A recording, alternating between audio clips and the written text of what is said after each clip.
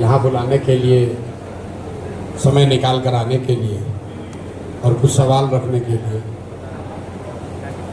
मैं अक्सर जो ये शाम की बैठक होती है जिसमें अपने आप को प्रबुद्ध कहने या समझने वाले लोग जुटते हैं सवाल लेकर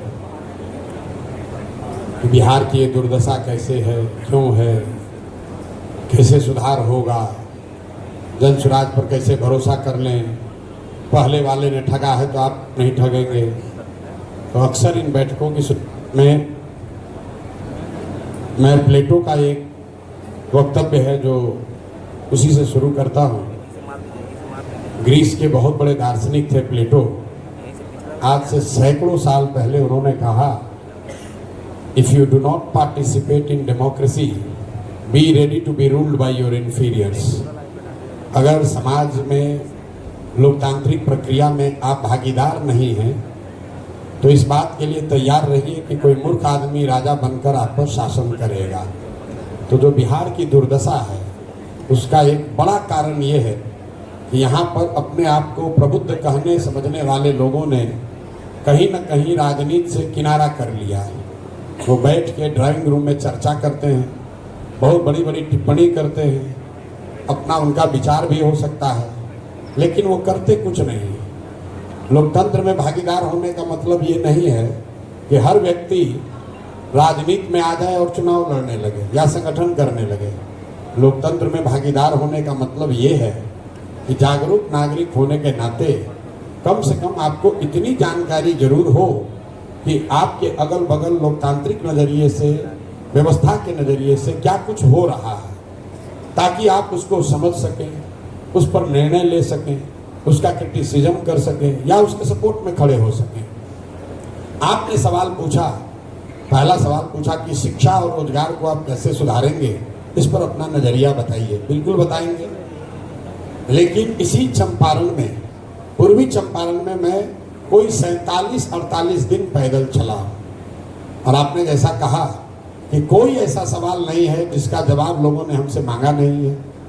सिर्फ गांव में नहीं जाकर बताया, हर दिन आप YouTube पर, Facebook पर वो देख भी रहे हैं, सुन भी रहे हैं, लेकिन राजनीतिक सामाजिक तौर पर आपकी इतनी शून्यता है कि आप देखते हैं, सुनते हैं, लेकिन उसको समझने या उससे जुड़ने का प्रयास नहीं करते हैं। शिक्षा और रोजगार कैसे होगा वो फिर से अभी बताएंगे, लेकिन ये दावा कर रहे हैं कि अगले 15 दिन के बाद फिर बैठक होगी तो फिर आदमी वही सवाल करेगा, प्रधान जी बताइए तो शिक्षा मिलेगा। आपने जो सवाल किया कि आपके वर्कर यहाँ जन सरोकार के मामले में नहीं जुड़े हुए, बिल्कुल ठीक बात है। बिल्कुल मैं ऐसा कहता हूँ कि हमारे लोगों को ये इस तरह के जन सरोकार के मामलों में नहीं जुड़ना चाहिए। आपका पेड़ जब सूख रहा है, पेड़ के जड़ में घुन लग गया है,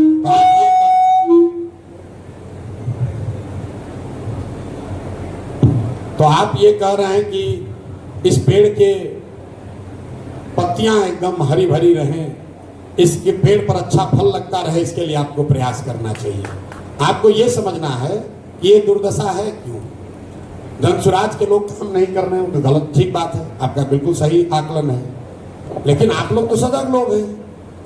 ट्रैफिक की व्यवस्था तो मोतिहारी में कल खराब हुई नहीं है, भ्रष्टाचार तो कल से हुआ नहीं है, यहाँ पर तो जो समस्याएं हैं वो वर्षों से वैसे ही चली आ रही हैं। चीनी मिल तो कल से बंद हुआ नहीं है, रोजगार की समस्या तो बहुत पहले से है, और आपके यहाँ सांसद एक चुनकर आए हैं, एक बार नहीं, 2 बार नहीं, 4 बार नहीं, 6 बार नहीं, 7 बार से एक ही व्यक्ति चुनकर आ रहा है।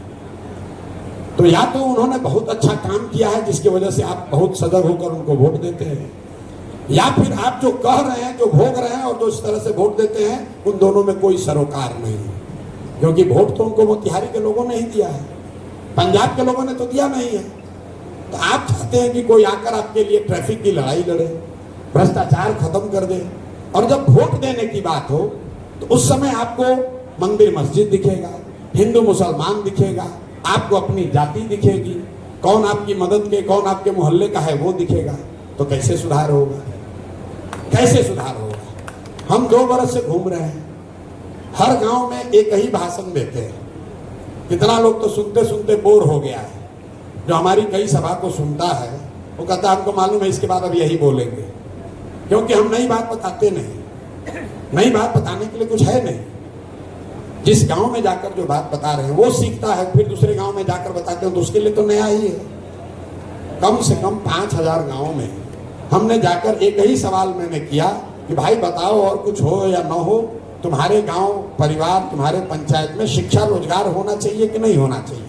बड़ा लोग उत्साहित होकर हाथ उठाता है, कहता ना होगा ही होगा, होना ही चाहिए, कितना कैसे नहीं होना चाहिए। इतनी समझ तो हम लोग को सबको है कि पढ़ाई रोजगार होना चाहिए। उसको नहीं पता है कि अगला सवाल क्या होने वाला है। फिर हम कहते हैं कि अच्छा अपने अपना बच्चा का चेहरा याद करो और अपने बच्चों के नाम पर बोलो कि आज तक क्या तुमने जीवन में कभी अपने बच्चों के पढ़ाई रोजगार के लिए वोट दिया?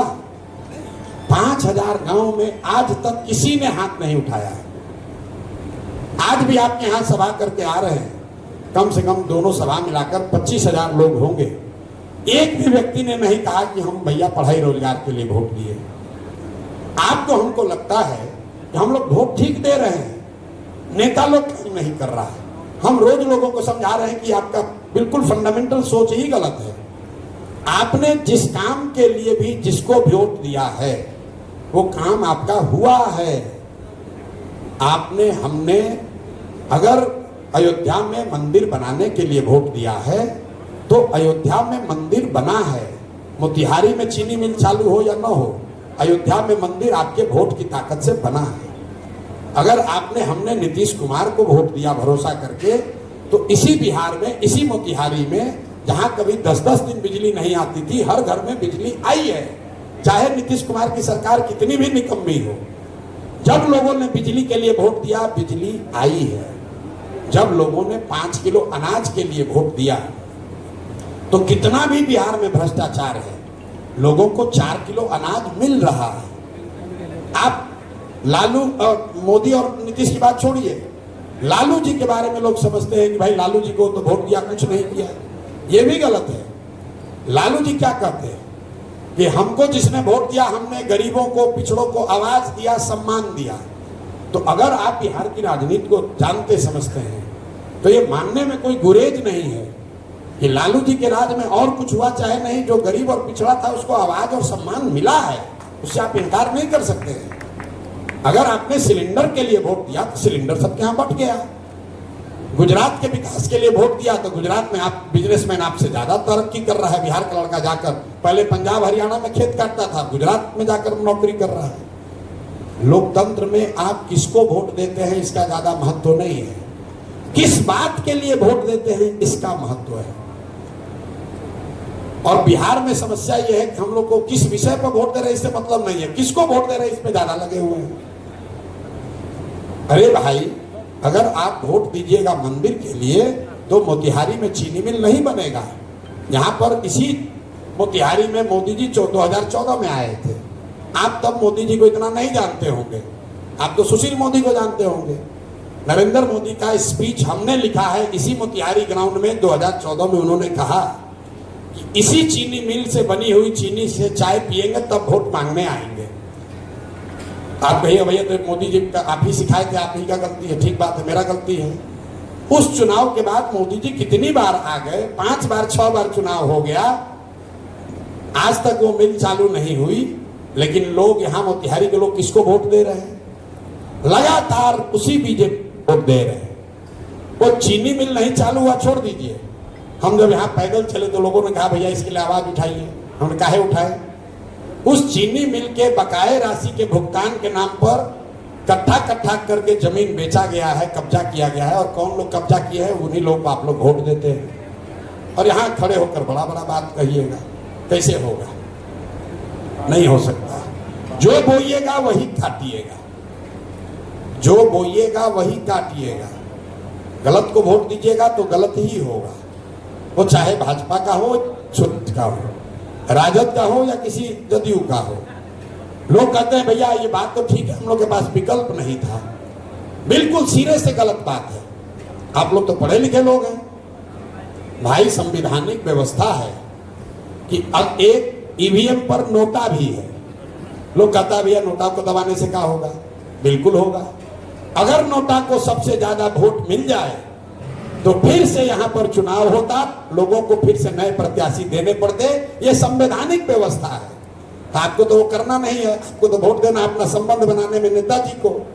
अब फिर सोचिएगा कि कोई दूसरा आदमी आए, हमारा लड़ाई लड़ के हमारा ठीक कर दे।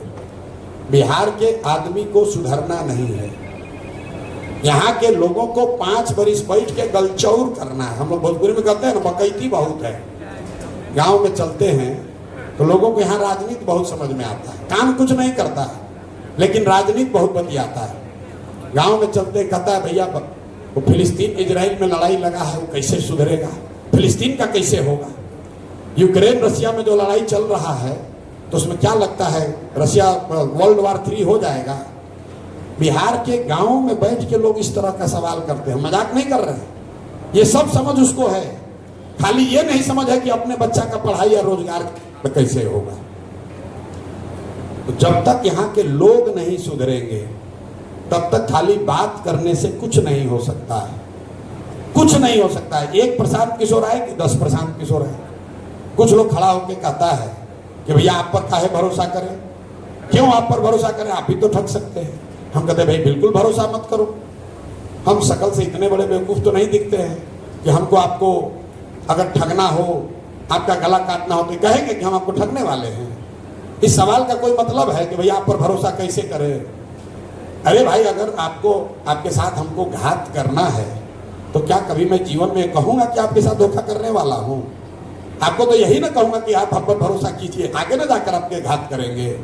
जो हिंदी का शब्द है विश्वासघात, उसमें विश्वास पहले है, घात बाद में है। जिस व्यक्ति पर आप विश्वास नहीं कीजिएगा वो आपके साथ घात नहीं कर सकता है। तो घात करने वाला आदमी कभी ये नहीं कहेगा कि आप हम पर भरोसा मत कीजिए, हम आप पर घात करने वाले हैं। फिर आप निर्णय कैसे लेंगे। निर्णय लेने का एक फॉर्मूला है। भाई मान लीजिए आपको डायबिटीज है, चीनी का रोग है, डॉक्टर को दिखाए मोतिहारी में, चीनी का रोग नहीं सुधरा। फिर पटना गए, वहां पर भी डॉक्टर ने कहा, कुछ दवा दे दिया, चीनी कंट्रोल में आ गया, रोग नहीं ठीक हुआ। फिर आप दिल्ली गए, एकदम आप घबराए हुए, भैया चीनी का रोग हो गया, बड़ा संकट आ गया है। दिल्ली गए, वहां भी डॉक्टर ने कहा कि ना भैया कुछ भी कर लीजिए, अब ये रोग ठीक नहीं होगा, संयम से रहिए, योगा कीजिए, पदयात्रा कीजिए, सुबह में टहलिए, ज्यादा चीनी मत खाइए, तब आप काम आपका चलता रहेगा। आप घर आ गए, भाई चीनी का रोग है, अपने दोस्त मित्र परिवार को भी बताते हैं, अब हमको संयम से ही रहना पड़ेगा, जो है उतना ही ठीक है, अब हम बहुत स्ट्रांग नहीं हो सकते हैं। आपने अपनी स्थिति को स्वीकार कर लिया, अंग्रेजी में कहते हैं पैलिएटिव केयर, कि भैया हम मरे नहीं और स्थिति बिगड़े नहीं, संयम से रहे। किसी ने अचानक दोस्त ने मित्र ने आपको बता दिया कि भैया बंगलोर में एक नया डॉक्टर आया है, वो बता रहा है वो दवा ऐसा कर रहा है जिससे चीनी का रोग का इलाज हो जाएगा। आप तुरंत कहिएगा भाई चलो यार एक बार बंगलोर भी ट्राई कर लेते हैं। डॉक्टर के पास आप पहुंचे, डॉक्टर ने कहा, डॉक्टर साहब ने पूछा कि सर आपने सुना है आप चीनी के रोग का इलाज जानते हैं, तो कहेगा हाँ भाई एक दवा तो आई है लेकिन अंडर ट्रायल दवा है। अमेरिका में अंडर ट्रायल दवा है, 50% चांस है कि शायद आपका चीनी का रोग ठीक भी हो जाए, थोड़ा रिस्क भी है, साइड इफेक्ट भी हो सकता है। आप क्या कहिएगा? अगर आप कंसेंट दीजिए तो हम ट्राई करते हैं, आपको हम दवा लिख सकते हैं। आप क्या कहिएगा? चलो भाई 50% तो चांस है, देके देख लो शायद ठीक हो जाए। आप क्यों कहते हैं? क्योंकि 50% संभावना है कि रोग आपका ठीक हो जाए। तो बिहार में जनसुराज वही नई दवा है, गारंटी कुछ नहीं है, हम भी ठग सकते हैं, लेकिन जो आपके पास पहले से विकल्प है वो एक्सपायर दवा है। भाजपा है, राजद है, जदयू है, कांग्रेस है, उसको देख लिए, वोट दे लिए, उसका राज बना दिए, उसको भोग लिए, समझ लिए कि भैया इससे सुधार नहीं होने वाला है। एक नई दवा आई है जिसका नाम है जनसुराज। इसमें सुधार हो भी सकता है, नहीं भी हो सकता है। निर्णय आपको करना है कि आप एक्सपायर दवा खाना चाहते हैं कि नया दवा ट्राई करना चाहते हैं। जनसुराज भी नहीं सुधरेगा, 5 वर्ष में उसको भी हटा दीजिएगा। लोकतंत्र का नियम जो है, आप लोग तो सब पैसे वाले लोग हैं, दक्षिण के राज्यों में जाते होंगे, पूरे देश की जो इकोनॉमी है उसका 1/3 इकोनॉमी सिर्फ 5 राज्यों में है। सिर्फ 5 राज्यों में देश का 1/3 जीडीपी है। केरल, तमिलनाडु, कर्नाटक, आंध्र प्रदेश और तेलंगाना, इन 5 राज्यों में देश की 1/3 अर्थव्यवस्था है। इन 5 राज्यों में भाषा अलग अलग बोली जाती है, अलग अलग दल के लोग वहां नेतृत्व कर रहे हैं। अलग अलग विचारधारा के लोग हैं। फिर वहां पर इतनी तरक्की क्यों हुई है? वहां पर भी तो बड़ा भ्रष्टाचार है, वहां पर भी इसी देश का संविधान है, वहां का भी नेता सब हरिश्चंद्र नहीं है। लेकिन उन पांचों राज्यों में एक चीज कॉमन है जिसने उन राज्यों को आगे बढ़ाया, वो ये कि पिछले 78 साल में उन पांचों राज्य में कोई भी दल, कोई भी नेता आज तक 10 वर्ष से ज्यादा मुख्यमंत्री नहीं बना है। जनता वहां पलटती रहती है, किसी को मौका दिया काम नहीं किए, काम किया आपको हटा के दूसरे को देता है। लोकतंत्र जिंदा है। बिहार में 35 वर्ष हो गया, बदलना ही नहीं। एक बार वोट देने लगे अपने सांसद महोदय को, तो सांसद महोदय चाहे मधु मोतिहारी को ले जाके बेच दें, फिर भी आप लोग वोट उन्हीं को दीजिएगा। अब फिर अपेक्षा कीजिएगा कि सुधार हो, तो सुधार तब होगा जब आप लोकतंत्र को जिंदा कीजिएगा। जब नेता हो सकता है, आप क्या कहिएगा? अगर आप कंसेंट दीजिए तो हम ट्राई करते हैं, आपको हम दवा लिख सकते हैं। आप क्या कहिएगा? चलो भाई 50% तो चांस है, देके देख लो, शायद ठीक हो जाए। आप क्यों कहते हैं? क्योंकि 50% संभावना है कि रोग आपका ठीक हो जाए। तो बिहार में जन सुराज वही नई दवा है, गारंटी कुछ नहीं है, हम भी ठग सकते हैं, लेकिन जो आपके पास पहले से विकल्प है वो एक्सपायर दवा है। भाजपा है, राजद है, जदयू है, कांग्रेस है, उसको देख लिए, वोट दे लिए, उसका राज बना दिए, उसको भोग लिए, समझ लिए कि भैया इससे सुधार नहीं होने वाला है।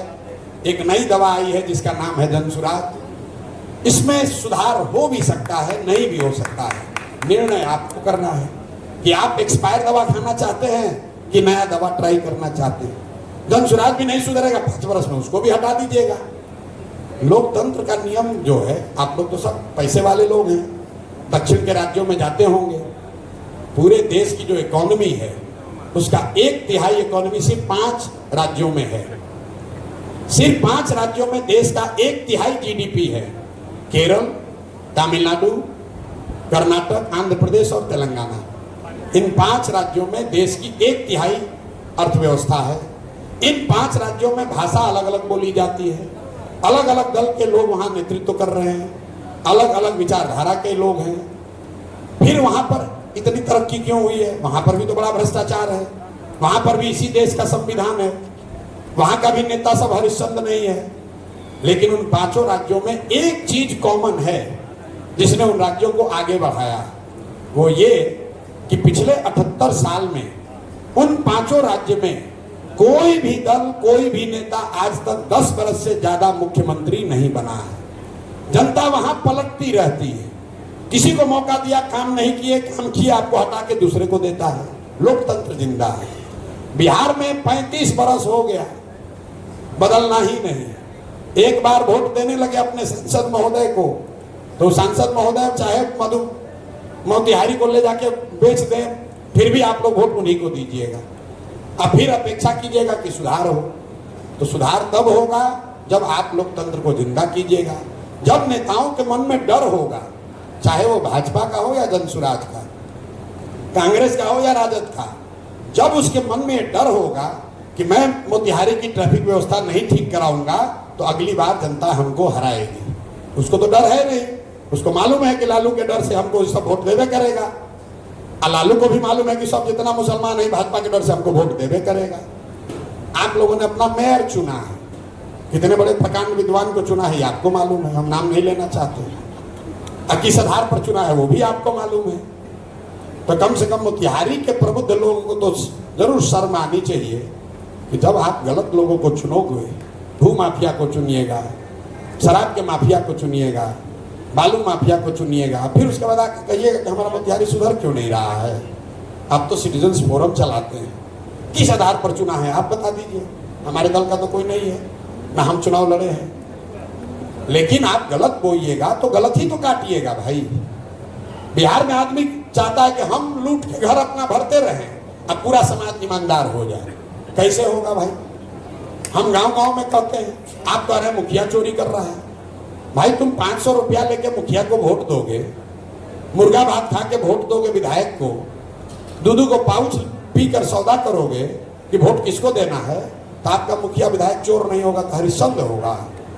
वो 30 लाख रुपया देके 40 लाख रुपया देके मुखिया बना है, तो आप कितनों धरना प्रदर्शन कर लीजिए, ईमानदार हो जाएगा? वो गेहूं बेच के रुपया लाएगा अपना? तो भाई जो आप यहाँ के आदमी को तो चोरी भी करने का अकल नहीं है। 500 रुपया लिया, उसी में खुश हो गया, उसको चोरी भी नहीं करने आ रहा। बाहर के लोग कम से कम अपना वोट का कुछ कीमत भी तो लगा रहा है। यहाँ पर तो जो मिला भाई वही लो, जल्दी दो। हम तो मन से खुलेआम कहते हैं भाई अपने जात वाले को ही वोट दीजिए। आप लोग अपने जात वाले को ही वोट दीजिए अगर अच्छा लगता है तो। लेकिन अपने जात वाले को वोट दे रहे हो तो अपने वोट का कीमत तो लगाओ। मुफ्त में कहे दे रहे हो? आप लोग तो व्यापारी लोग हैं। आप कपड़ा बेचते हैं, किसी जायसवाल को मारवाड़ी को कपड़ा बेचिएगा, मुफ्त में दे दीजिएगा, 2-4-5% डिस्काउंट दे दीजिएगा ज्यादा। अपने जात वाले को कोई यादव समाज का है, वो दूध बेच देगा, 50 रुपए का दूध मुफ्त में दे देगा। आप 50 रुपया का दूध, 10 रुपया का सब्जी, 200 रुपया का कपड़ा अपने जात वाले को मुफ्त में नहीं देते हैं, लेकिन लाखों रुपया का वोट अपने जात वाले को मुफ्ते में दिए जा रहा है। काहे आपका सम्मान करेगा कोई? क्यों सम्मान करेगा? अरे अपने जात वाले को देना है दो, लेकिन उससे उसका भाव तो लो अपना भाई वोट का।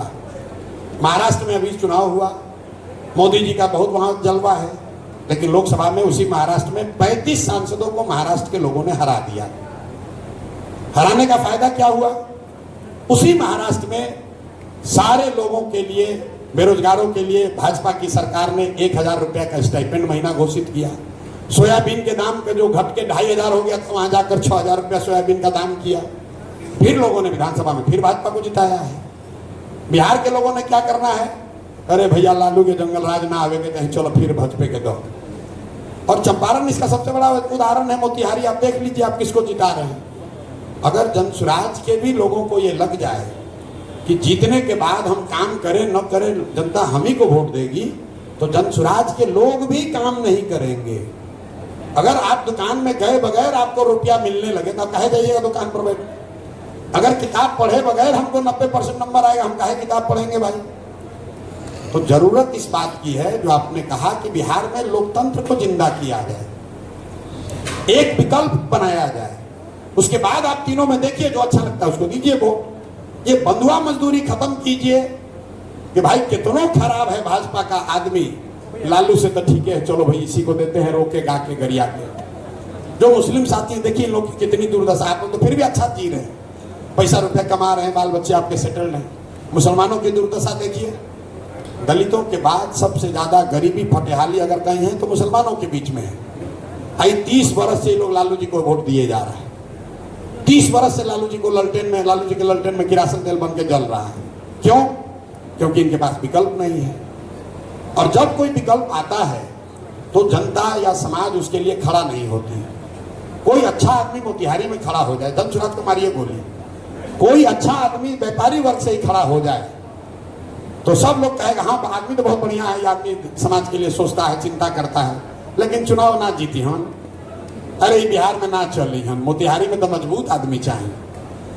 कोई अच्छा आदमी खड़ा होता है तो आप और हम अपने दुकान, अपने ऑफिस, अपने घर में बैठकर हंसते हैं, मजाक उड़ाते हैं कि भाई चली हाँ ना चली हाँ, निकाल दमे नहीं खे, हमने तो मजबूत आदमी चाहिए। आप उसको हरा देते हैं, ये कह के हराते हैं कि अरे भाई अगर जीत भी जाते तो क्या कर लेते। कोई आके पूछेगा भाई इतना अच्छा प्रोफेसर साहब खड़े थे, काहे नहीं वोट दिए? तो आप क्या कहते हैं? अरे जीत भी जाते तो क्या कर लेते अकेले? मेरे भाई आपको समझना चाहिए कि जब एक अच्छे आदमी को आप वोट नहीं देते हैं जिसकी वजह से वो हारता है, तो 100 अच्छे आदमी का मनोबल टूटता है, वो राजनीति में नहीं आता है। क्योंकि आदमी एग्जाम्पल देने लगता है कि वो खड़ा रहा ना प्रोफेसर साहब, मिलल वोट 2200 वोट तो मिलल हो गई ना। कभी आपकी हिम्मत होती है कि भाई हम भी करें, समाज के लिए कुछ खड़ा हो। गलती से आपने परिवार में कह दिया, हम सोचते हैं इस बार चुनाव लड़ेंगे, हम सुधारेंगे, तो घर वाला क्या कहता है, पगला गए हो क्या भाई, अभी बाल बच्चा है, दुकान है, सभी क्या चक्कर में पड़ रहे हो, किनारे रहो यार। तो हमारी भूमिका क्या है, जनसुराज की भूमिका क्या है? समाज में सैकड़ों अच्छे लोग हैं जो कुछ करना चाहते हैं, उनको हिम्मत नहीं पड़ती है। जानता है नेता के पास जाएंगे, उसे कहेगा 2 करोड़ रुपया दो, बदमाशी करेगा, बदतमीजी करेगा, उस आपसे बात नहीं ठीक करेगा। कम से कम जनसुराज में आपको ये डर नहीं है कि हम जाएंगे प्रशांत किशोर से मिलने तो प्रशांत किशोर आपसे चंदा मांगेंगे, ये डर तो नहीं है। ये आपको डर नहीं है कि आप प्रशांत किशोर से मिलने आएगा तो आपसे कोई बदतमीजी करेगा, कोई आपको गाली गलौज करेगा। आप जीतिएगा अपनी ही ताकत से। हमारी भूमिका कुम्हार की है। जो घड़ा है वो तो मिट्टी और चाक से ही बनता है। कुम्हार कितना भी होशियार हो, बढ़िया मिट्टी और चाक न हो तो घड़ा नहीं बना सकता है। लेकिन अच्छी मिट्टी और चाक हो और थोड़ा सा कोई सहारा दे दे तो बढ़िया घड़ा बन सकता है। तो हम क्या कर रहे हैं, जन स्वराज में वो कोशिश कर रहे हैं कि समाज के वैसे लोग जो अदरवाइज राजनीति में नहीं आते, जो अदरवाइज चुनाव लड़ने का जीवन में नहीं सोचते, उनको जाकर हाथ पैर जोड़ रहे हैं, उनको चिरौरी कर रहे हैं, समझा रहे हैं, भाई आप आइए, आप चुनाव लड़िए, पैसे का चिंता मत कीजिए, संसाधन का चिंता मत कीजिए, चुनाव लड़ने लड़ाने व्यवस्था का चिंता मत कीजिए, वो सब चिंता हम लोग मिलकर करेंगे। आपको ये ऑफर आया, आप अपने घर गए, आपने कहा भाई मेरा मन तो बहुत दिन से था लेकिन सब लोग तुम लोग मना कर रहे थे, अब प्रशांत किशोर कह रहा है कि हम मोतिहारी में लड़के जीत सकते हैं, तो घर वाला कहेगा अच्छा ठीक है, आपका बहुत दिन से मन था, प्रशांत किशोर को और कुछ आए चाहे नहीं, चुनाव तो आता है, चलो लड़िए, उनके साथ दौड़ के देख लीजिए। तो वैसे कुछ लोग हिम्मत करके सामने आएंगे, क्योंकि 30-35 साल से यहाँ अच्छा आदमी राजनीति में आ ही नहीं रहा, तो एक दिन में तो सुधरेगा नहीं। कुछ अच्छे लोग अगर आएंगे, वो लोग चुनाव जीतेंगे, वो लोग चुनाव जीते या न जीते राजनीति में सक्रिय होंगे तो उसका फायदा होगा।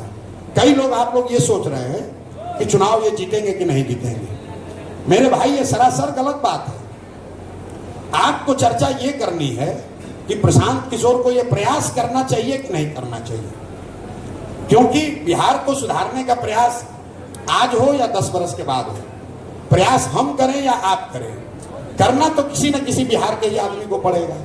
कोई तमिलनाडु से आके बिहार को सुधारेगा नहीं। तो आपको चिंता चर्चा ये करनी चाहिए कि ये प्रयास ठीक हो रहा है कि नहीं, इस प्रयास में क्या कमी है, उसको कैसे सुधारा जाए।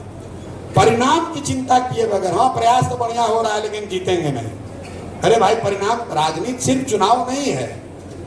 आप लोग तो यहाँ गांधी जी की बात करते हैं, चंपारण की धरती से ही गांधी का एक तरह से भारत में उदय हुआ है, गांधीवाद का, सत्याग्रह का। जिसको भी हम लोग आजादी से पहले बड़ा नेता मानते हैं, उसमें ज्यादातर लोग तो कभी एमएलए भी बने ही नहीं, वो तो कभी चुनाव नहीं लड़े। तो क्या समाज पर उनका प्रभाव नहीं था? क्या उन्होंने समाज की धारा को बदला नहीं? राजनीति सिर्फ चुनाव नहीं है, चुनाव भी एक महत्वपूर्ण है, वो जीतना हारना भी महत्वपूर्ण पहलू है। हम तो एमएलए नहीं हैं, लेकिन हजारों लोग क्यों सुनने आ रहे हैं? हम तो आप ठीक कह रहे हैं, हम तो ट्रैफिक के लिए धरना नहीं दिए, हम तो नाली गली नहीं बनवाते हैं, हम तो किसी का मदद भी नहीं करते। हम इसलिए नहीं मदद करते हैं कि हम एक दिन मदद कर भी दें तो कितना लोग का मदद करेंगे। ये मछली बांटने से समाज नहीं सुधरेगा, उसको मछली मारने सिखाना होगा। जिस दिन लोग ये समझ जाएंगे कि उसके वोट की कीमत 500 रुपया नहीं है, उसके बच्चों की पढ़ाई रोजगार है, तो अपने आप विद्यालय सुधरेगा, अपने आप रोजगार सुधरेगा। राजनीति जब तक समाज नहीं सुधरेगा तब तक राजनीति नहीं सुधर सकती है। और आप सोच रहे हैं कि धरना प्रदर्शन करके सुधार देंगे, वो तो त्वरित बात है, हम 4 दिन यहाँ बैठ जाएंगे ट्रैफिक सुधर जाएगा। लेकिन लोगों का जो जीने का शैली है, आप लोग दुकान चलाते हैं, दुकान कहाँ है, उसको बढ़ाकर खोले कहाँ है, सामान कहाँ लगाए हैं, उसके आगे ट्रैफिक वाले कहाँ लगवा रहे हैं मोटरसाइकिल, आप जरा बताइए। ट्रैफिक की समस्या कैसे नहीं होगी? किस नेता का दम है यहाँ कि उस पर बुलडोजर चलवा दे? सारा व्यापारी वर्ग, सारे लोग नाराज हो जाएंगे, वोट गड़बड़ा जाएगा। तो जब तक आप में हम में ये चेतना नहीं आएगी तो ट्रैफिक का समस्या कैसे खत्म होगा? अभी रात हो गया है, चलिए आप तो मोतिहारी के रहने वाले हैं, चलिए अभी जो सड़कें दिन में चौको ब्लॉक है, जहां खड़ा होकर नहीं चला जा सकता, वहां हम लोग फर्राटे से गाड़ी से निकल सकते हैं। दिन में ट्रैफिक की समस्या इसलिए होती है कि जो भी जहां है अपना है उसमें बैठा है और बाकी सब कब्जा करके रख लिया है। जो सरकारी जमीन है, जो पब्लिक की जमीन है, उसमें आपने सामान डिस्प्ले कर दिया, उसके आगे आपने मोटरसाइकिल गाड़ी लगा दिया, उसके आगे बैठने की व्यवस्था कर दी। तो कुछ दोष सरकार का है, लेकिन उससे ज्यादा दोष हमारा आपका है। जब तक हम लोग नहीं सुधरेंगे तब तक प्रशांत किशोर आए, मोदी आए, लालू आए, नीतीश आए, कोई इसको सुधार नहीं सकता है। बिहार के लोगों को सुधरना होगा। दूसरे राज्य के नेता यहाँ से बिल्कुल अलग नहीं हैं, लेकिन लोगों में चेतना है। यहाँ के लोग भी अगर चेतना वाले होंगे, आप सजग होइएगा तो सुधार होगा। चीनी मिल का जमीन जब बिक रहा था तो जिन नेताओं ने उन जमीन को खरीदा है उसको वोट नहीं देते तो डर होता। भाई साहब संघ के बैठे हुए हैं, संघ से उन्होंने सवाल भी पूछा। तो मेरे भाई, जहां तक संघ में को हम जानते हैं, संघ में तो आप ही लोग कहते हैं कि जो अच्छा है, जो समाज में अच्छा है वो संघ का है। अलग अलग विचारधारा के मानने वाले लोग अच्छे लोग हो सकते हैं, तो सबका स्वागत है। आप संघ में भी स्वागत करते हैं, हम जनसुराज में भी स्वागत कर रहे हैं। और जो आपने कहा आजादी से पहले कांग्रेस की बात, तो रोज हम मंच से कहते हैं कि बिल्कुल हम लोग किसी के विरोध में नहीं है। हर विचारधारा, हर व्यक्ति का स्वागत है। जो भी व्यक्ति बिहार का सुधार चाहता है उसका जनसुराज में स्वागत है।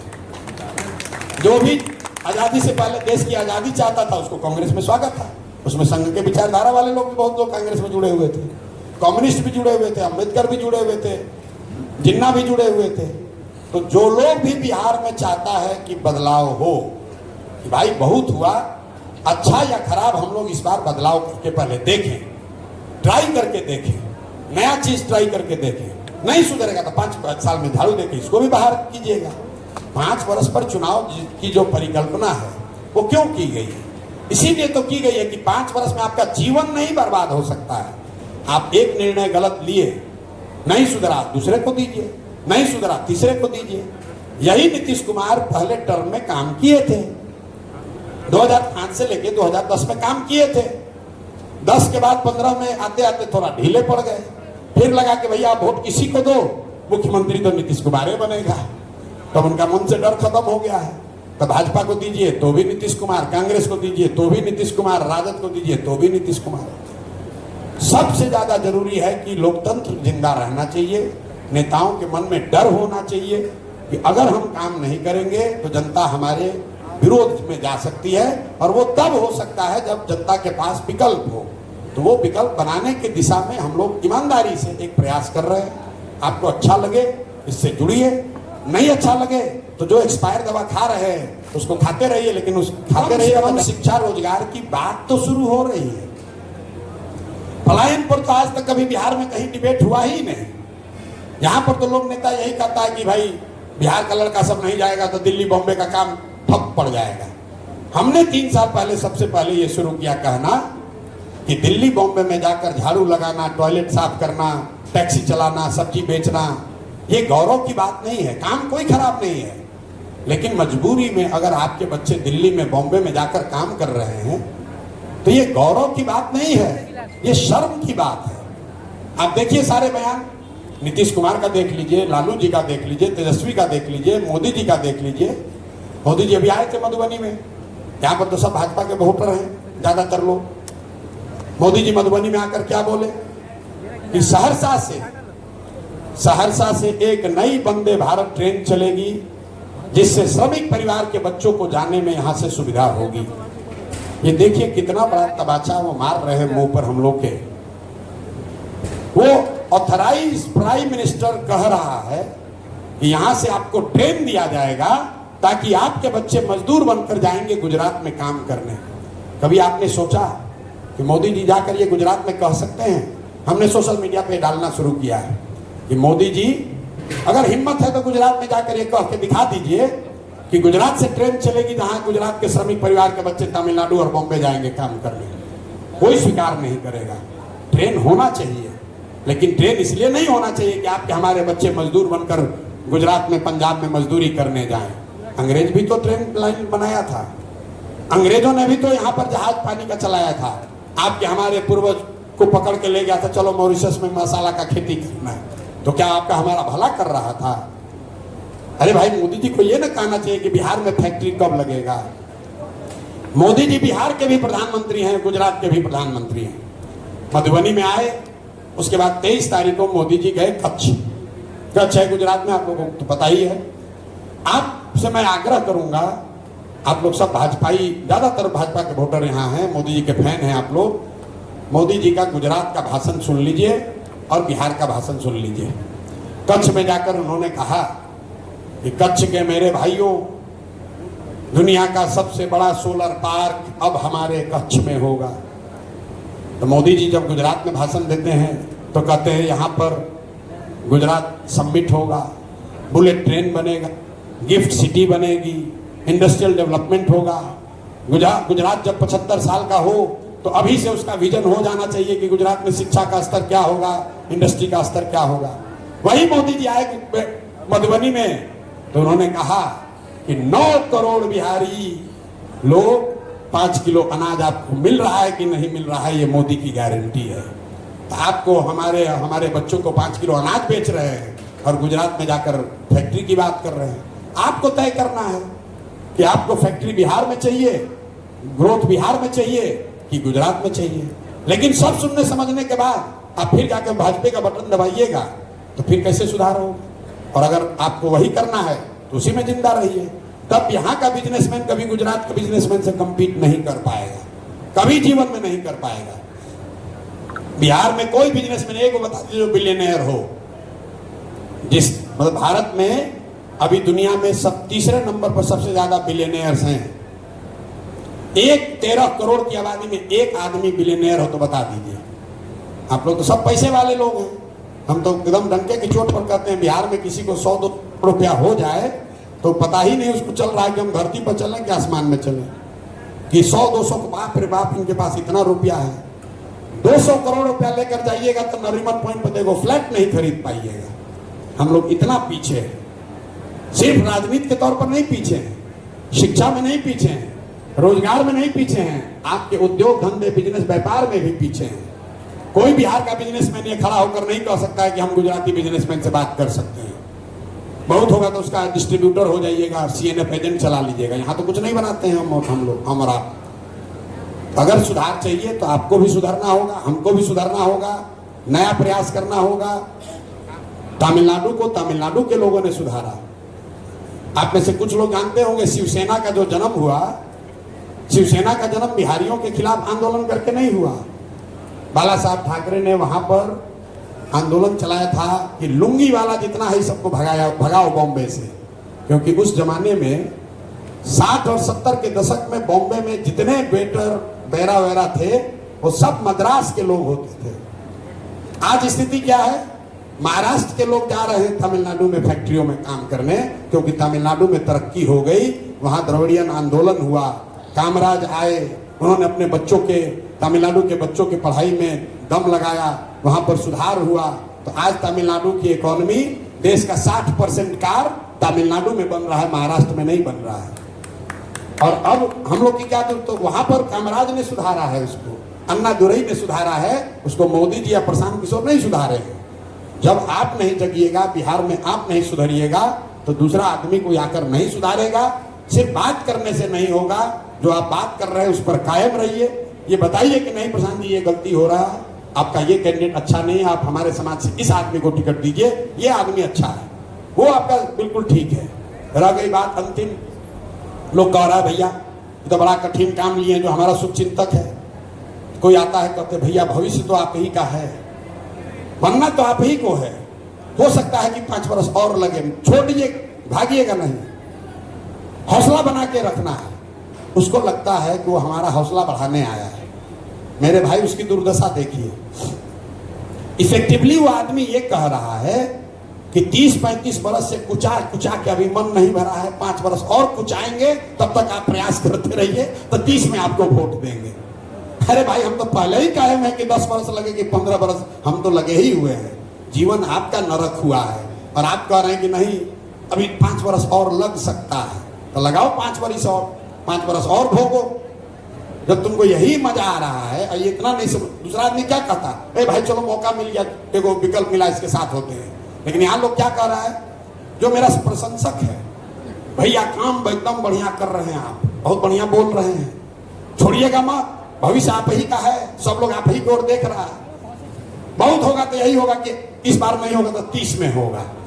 अरे भाई तो 5 वर्ष और अभी कुचाओगे, अभी नहीं मन भरा है तो कुचाओ 5 वर्ष और। हमको बता रहा बड़ा कठिन काम लिए। अरे भाई अभिमन्यु चक्रव्यूह में घुसे, उसको नहीं तोड़ पाए, मार दिए गए, लेकिन इतिहास अभिमन्यु की शौर्य गाथा गा रहा है। उनको घेर कर मारने वाले का गाथा कोई नहीं गाता है। तो अगर बिहार को सुधारने के इस प्रयास में हमारा नुकसान भी हो रहा है तो उसका कोई गम नहीं है। हम सोच समझ कर घुसे हैं कि ये कठिन काम है और कठिन है, इसीलिए हमको करना है। तय आप कर लीजिए कि आपको उसमें जुटना है कि बाहर बैठ के कमेंट्री करना है। अगर आपको लग रहा है कि प्रयास ठीक है, परिणाम कुछ भी हो, प्रयास ठीक है तो जुड़िए, मन से तन से जुड़िए। धन बचा के भी रखिए भाजपा के लिए, लेकिन कम से कम मन से तो जुड़िए, अपने बच्चों के लिए जुड़िए।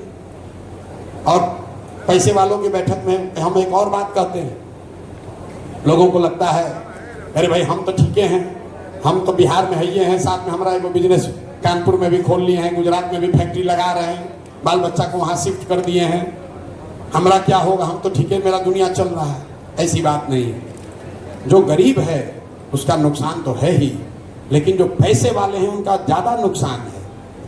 जो गरीब का लड़का है वो मजदूरी करने गया है, जब उसका शरीर थकेगा, बूढ़ा होगा तो वो वापस आएगा अपने गांव।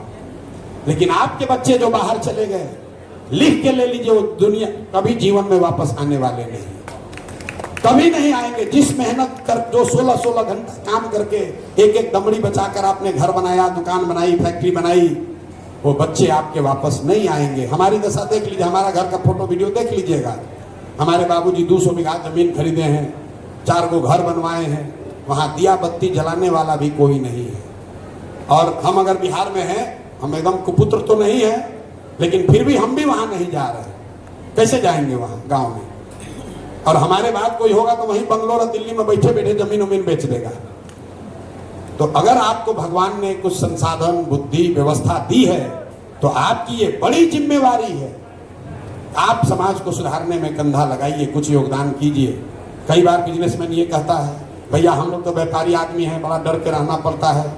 मेरे भाई, अंग्रेजों से ज्यादा डर तो आपको नहीं होगा आज की व्यवस्था से। आजादी की लड़ाई में अगर जमनालाल बजाज नहीं होते, अगर घनश्याम दास बिरला नहीं होते, अगर टाटा नहीं होते, उनको डर नहीं रहा होगा कि अंग्रेजों ने उनका बिजनेस बर्बाद कर देना था। भाई अगर आप डरिएगा तो सब कोई आपको डराएगा, और अगर आप समाज के लिए खड़ा होइएगा, कुछ करना चाहिएगा, तो कोई नहीं डरा सकता है। इसी बिहार में कोई मुखिया बनता है, 4 गो गन में लेकर घूमता है। हम 2.5-3 बरस से पैदल घूम रहे हैं। आप देखिए, इतना ही बड़ी व्यवस्था लेकर चलते हैं, कोई एक सिपाही भी दिख रहा है? आप कोई फोटो वीडियो मेरा दिखा दीजिए, कहीं एक सिपाही भी अगर हम लेकर चल रहे हैं। हमको तो आज तक कुत्ता भी नहीं काटा है। यहाँ आदमी कहता भैया हम पर जान का बड़ा खतरा है। कोई खतरा नहीं। अगर आपका दिल मजबूत है, नियत साफ है, खड़े होइएगा, कोई खतरा नहीं है। जब अंग्रेज नहीं डरा सके तो आप क्या डराइएगा? यहाँ का नेता भी क्या डराएगा?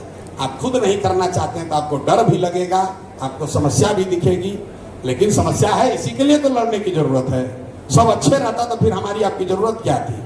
अब बहुत देर हो गया, अब आप लोग खाना भी खिलाइएगा, नमक का कर्ज भी हो जाएगा, तो कर्ज को अदा करने के लिए कुछ बोल दिए। बाकी शिक्षा और रोजगार पर आपको वीडियो भेजते हैं, उसमें अगर कुछ कमी लगे तो आपसे फिर चर्चा होगी कि बिहार में शिक्षा और रोजगार को कैसे सुधारा जाएगा। इस बात पर रोज टीका टिप्पणी करते हैं। सही बात है, आपने सवाल किया है, उसका जवाब हमको देना है, लेकिन अभी समय बहुत हो गया है, लोग को घर भी जाना है।